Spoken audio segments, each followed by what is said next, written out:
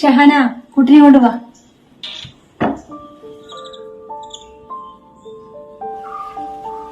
വാ, നോക്കി കേറ്.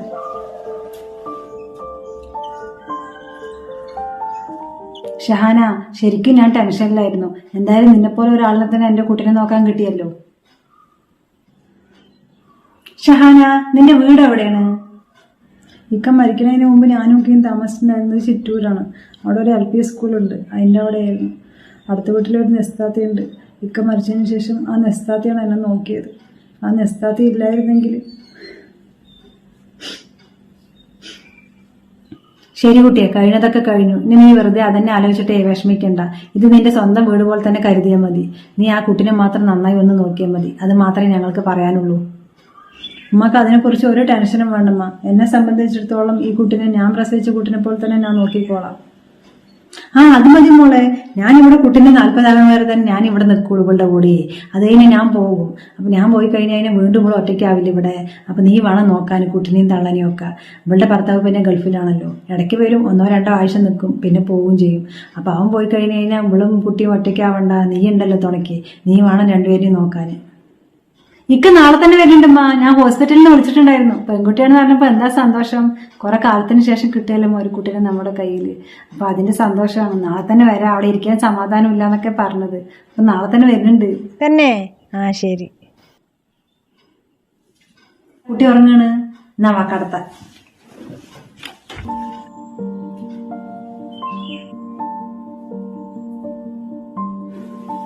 ഷഹാന, കുട്ടിനെ ഇവിടെ കടത്തിക്കോ.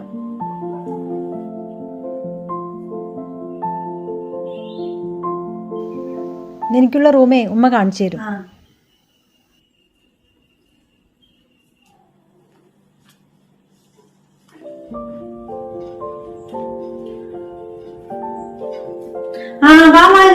റസിയ എവിടെ? അത് അവിടെ റൂമിലുണ്ട്. റസിയ, ഇതാ മരുമകൻ വന്നിരിക്കണു.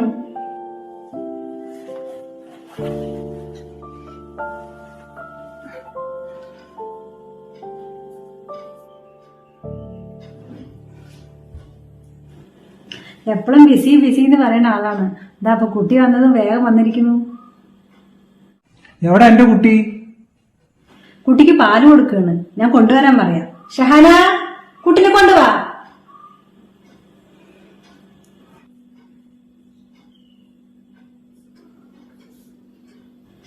ഇതാണ് ഞാൻ പറഞ്ഞില്ലേ നിങ്ങളുടെ അടുത്ത്, ഹോസ്പിറ്റലിൽ നിന്ന് തന്നെ കുട്ടീനെ നോക്കാൻ ഒരാളെ കിട്ടിയെന്ന്.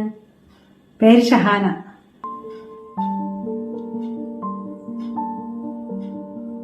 ഇവളുള്ളത് കൊണ്ടാണ് എനിക്കിപ്പോ ഇത്തിരി സമാധാനമായത്. ഷഹാന, കുട്ടിനെ കൊടുക്ക്, കാണട്ടെ.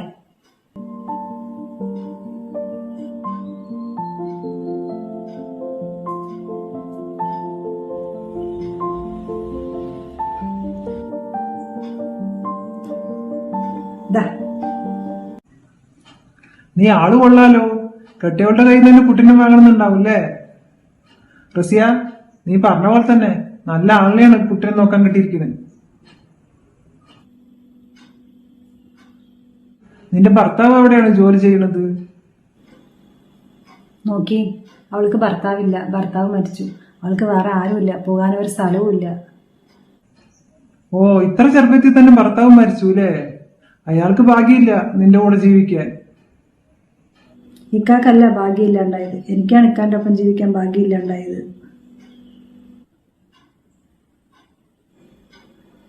മേരി, നമുക്ക് റൂമിലേക്ക് പോവാം.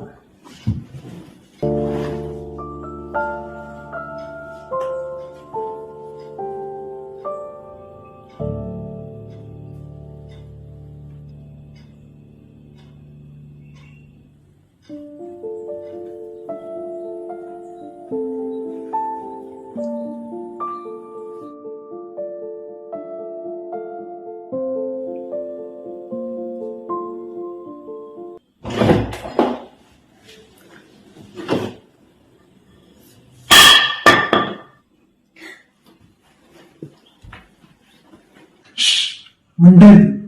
ഞാനിവിടെ എന്റെ ഒരു സാധനം നോക്കാൻ വന്നാണ്. ഒന്നുമില്ല.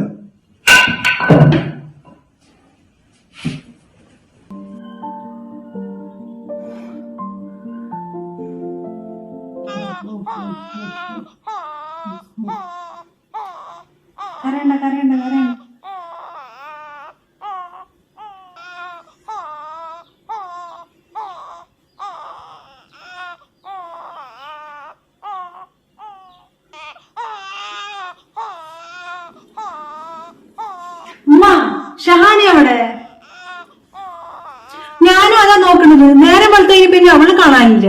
ഞാൻ കുറെ നോക്കി, എന്നിട്ട് അവളുടെ റൂമിലും പോയി നോക്കി, റൂമിലും ഇല്ല. അല്ലെങ്കിൽ പാല് വന്നു കഴിഞ്ഞാൽ പാലൊക്കെ കാച്ചി വെക്കുന്നതാണ് നേരത്തെ അണിച്ചിട്ടേ, ഒന്നും കാണാനില്ല. അതാ പാലൊക്കെ അവിടെ മുമ്പ് തന്നെ ഇരിക്കണു. ഞാനാ പിന്നെ കൊണ്ടുവന്ന് കാച്ചി വെച്ചത്. അവള് അവിടെ പോയി. ഷഹാന താമസിക്കുന്നത് എവിടെയാണെന്ന് ഉമ്മാക്ക് അറിയോ? ഞാൻ അന്ന് വീട് എവിടെയാണ് ചോദിച്ചപ്പോ അവള് പറഞ്ഞില്ലേ, സ്കൂളിന്റെ അടുത്ത് നസി എന്ന് പറഞ്ഞ ഒരു താത്താന്റെ കൂടെയാണ് ഇരിക്കുന്നത് എന്ന്. ആ ഒരു ഓർമ്മ തന്നെ എനിക്കുള്ളൂ. ഞാൻ ഇന്ന് രാമോനോട്ട് വിളിപ്പിക്കാം. രാമോ, എന്താ താത്ത? നിനക്ക് ഷഹാനന്റെ വീട് അറിയോ? ആ അറിയാ. നീ ഒന്ന് പോയി കൂട്ടിയിട്ട് വരുവോ? നിർബന്ധിച്ച് കൂട്ടിയിട്ട് വാട്ടാ.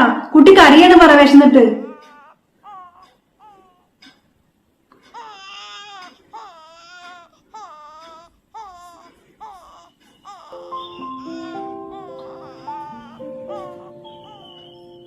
എന്താ ഷഹാന, നീ എവിടെ പോയി? ആരടുത്തൊന്നും പറഞ്ഞില്ലല്ലോ പോകുമ്പോ. അതാ കുട്ടി രാവിലെ തൊട്ട് കരയാണ്. ഷഹാന, കുട്ടിക്ക് പാല് കൊടുക്ക്. കുട്ടി കരയാൻ തുടങ്ങിയിട്ട് കുറെ നേരമായി. തൊണ്ടയൊക്കെ വരഞ്ഞിട്ടുണ്ടാവും. നീ ഒന്ന് പാല് കൊടുക്ക്.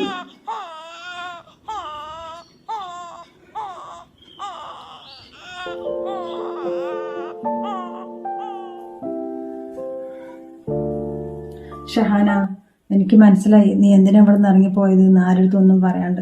മൂപ്പന്റെ ശല്യം ഇനി നിനക്ക് ഉണ്ടാവില്ല. മൂപ്പര് പോയി ഗൾഫിക്ക്. രാവിലത്തെ ഫ്ലൈറ്റിന് തന്നെ പോയി.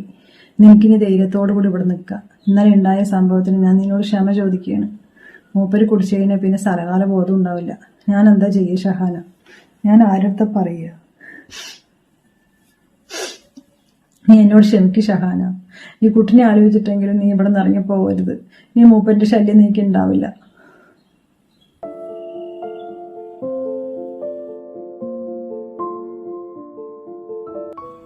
റൂബി മോളെ, ഇത് കഴിക്ക്.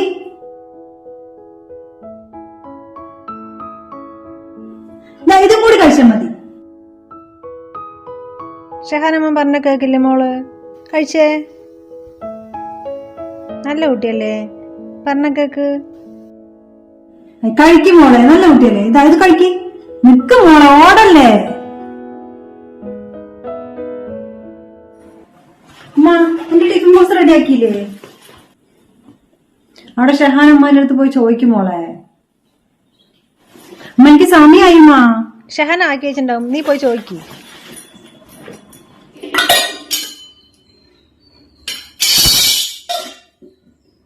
ഷഹാനമ്മ, എന്റെ ലഞ്ച് ബോക്സ് റെഡിയായോ?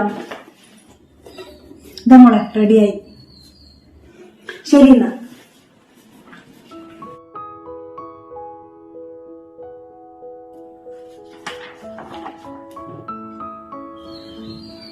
റൂബി മോളെ, ഉമ്മാക്കും ഉപ്പാക്കേ എന്തോ നിന്നോട് പറയണത്രേ. അങ്ങോട്ട് പോകാൻ പറഞ്ഞു. എന്തിനാ ഷഹാനമ്മ? നീ പോണ്ടല്ലോ, ചോദിച്ചു നോക്ക്.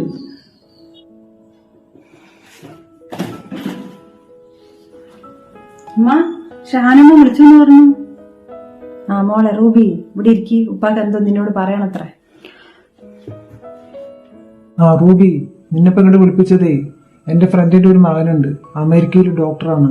അവൻ നീയായിട്ട് കല്യാണം തീരുമാനിച്ചിരിക്കുകയാണ് ഞങ്ങള്.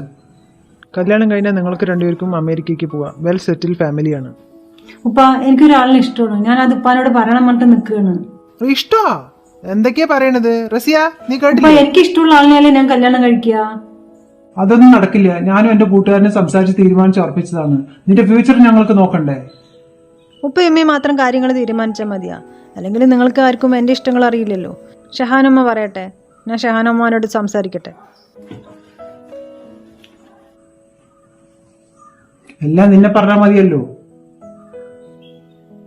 അവളുടെയും കൂടി ഇഷ്ടം നോക്കിയിട്ട് പോരെ കല്യാണം തീരുമാനിക്കലൊക്കെ. നമ്മളല്ലേ തീരുമാനിക്കേണ്ടത്, അല്ലാണ്ട് ഷഹാനിയാണോ അവളുടെ ഉമ്മ? ഞാൻ പ്രസവിച്ചു എന്നല്ലേ ഉള്ളൂ. ബാക്കി ഈ വയസ്സ് വരെയും ആ ചെറുപ്പം തൊട്ടിട്ട് അവൾക്ക് പാല് കൊടുത്തതും വളർത്തിയതും ഒക്കെ ഷഹാനയല്ലേ. നീ ഒന്ന് പറഞ്ഞ് മനസ്സിലാക്ക അവളിനെ. ഞാൻ പറയുന്നതിനെക്കാട്ടി കൂടുതൽ ഷഹാന പറഞ്ഞാലാണ് അവൾ കേൾക്കുക. അപ്പൊ അവളുടെ സ്വന്തം വാപ്പാക്കും ഉമ്മാക്കും ഒരു സ്ഥാനമില്ലേ? എല്ലാം നിന്നെ പറഞ്ഞാ മതി.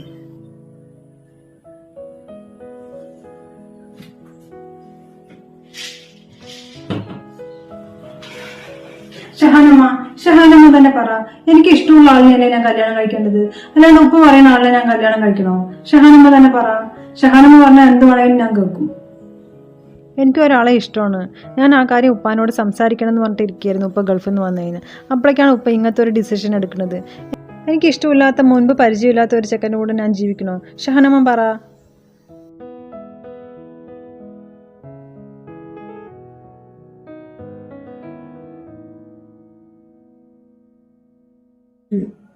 നമ്മുടെ കുട്ടിനെ നീ നോക്കണം. ഇക്ക ഇക്ക ഇക്ക ഷഹനമ്മ, നീ സ്നേഹിച്ച ആളെ തന്നെ കല്യാണം കഴിക്കും.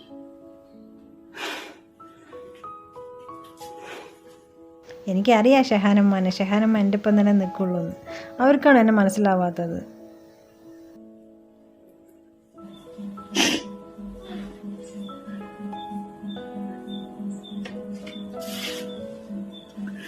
ഇക്ക, നമ്മുടെ മകളുടെ കല്യാണമാണ് അടുത്ത ആഴ്ച.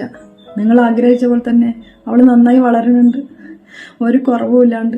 അവൾക്ക് പക്ഷെ ഇപ്പോഴും അറിയില്ല ഞാനാണ് അവളുടെ ഉമ്മ എന്ന്. പക്ഷെ എൻ്റെ കണ്ണു മുമ്പിൽ തന്നെ അവൾ വളരുന്നുണ്ട്. പക്ഷെ അവൾക്ക് നല്ല സ്നേഹമാണ് കേട്ടോ എന്നോട്. സ്വന്തം ഉമ്മാനെ പോലെ തന്നെ എന്നോട് നല്ല പരിഗണനയും സ്നേഹമൊക്കെ ഉണ്ട്. ഇതിൽ കൂടുതൽ എനിക്ക് വേറെ എന്താ വേണ്ടത്? നിങ്ങളും എന്നെ വിട്ടു പോയി. ആ സമയത്ത് ഞാൻ തരിച്ചുപോയി. എങ്ങനെ ഞാൻ എൻ്റെ മകളിനെ വളർത്തുന്നു? നിങ്ങളൊരു ഭാരം ഏൽപ്പിച്ചിട്ടാണല്ലോ പോയത്, മകളിനെ നന്നായി വളർത്തണം എന്ന് പറഞ്ഞിട്ട്. പക്ഷെ ഞാൻ എങ്ങനെ വളർത്തും? എനിക്ക് ആരാ ഉള്ളത്? ഞാൻ വീട്ടിൽ പോയപ്പോൾ അവരും എന്നെ കയറ്റിയില്ല. അപ്പോഴാണ് ഹോസ്പിറ്റലിൽ റസിയാൻ്റെ കുട്ടി മരിച്ചത് ഡോക്ടർ പറഞ്ഞിട്ട് ഞാൻ അറിഞ്ഞത്. അപ്പോൾ ആ സ്ഥാനത്ത് ഞാൻ നമ്മുടെ കുട്ടിനെ കടത്തി. അവളും സുഖമായിട്ട് വളരണം.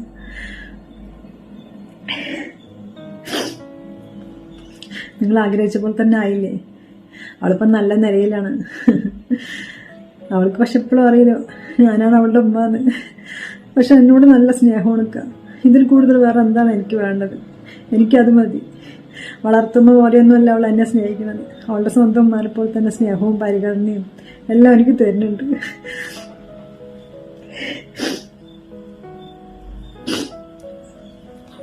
ഉമ്മ, ഞാൻ കേട്ടു ഉമ്മ പറഞ്ഞത് മുഴുവനും. എന്നാൽ പഠിച്ചവൻ എനിക്ക് നല്ല ഉമ്മാനെ തന്നെയാണ് തന്നത്. ഉമ്മ, ഇതാണ് ഉപ്പ. ആ മോളെ, ഇതാണ് എൻ്റെ ഉപ്പ. ഉപ്പ മരിക്കുമ്പോൾ എന്നെ കൊണ്ട് പറഞ്ഞത് ഒരേ ഒരു കാര്യമാണ്, മകളിന് ഒരു കഷ്ടപ്പാടും അറിയിപ്പിക്കാണ്ട് വളർത്തണമെന്ന്. മോളെ റൂബി, ഈ സത്യം നീ ആരോടും പറയരുത്, നിന്റെ ഭർത്താവിനോട് പോലും. റസിയ ഇത് ഒരിക്കലും അറിയാൻ ഇടവരരുത്. അവൾക്ക് വിഷമാവും. ഇത് നമ്മൾ രണ്ടുപേരും മാത്രം അറിഞ്ഞാൽ മതി. ഇല്ലമ്മ, ഞാൻ പറയില്ല. എന്നാലും ഉമ്മക്ക് എങ്ങനെ ഉമ്മ കഴിഞ്ഞു ഇത്രയും കാലം ഇത് പിടിച്ചു നിൽക്കാൻ? എന്റെ വിധി അതായിരുന്നു മോളെ. ഉപ്പ മരിക്കുമ്പോൾ എന്നെ കൊണ്ട് സത്യം ചെയ്യിപ്പിച്ചതാണ് മകൾക്ക് ഒരു കുറവും വരുത്താണ്ട് വളർത്തണമെന്ന്.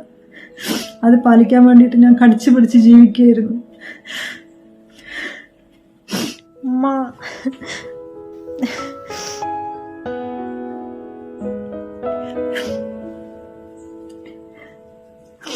മോളെ, ഈ സത്യം നമ്മൾ മാത്രം അറിഞ്ഞാൽ മതി, വേറെ ആരും അറിയരുത്.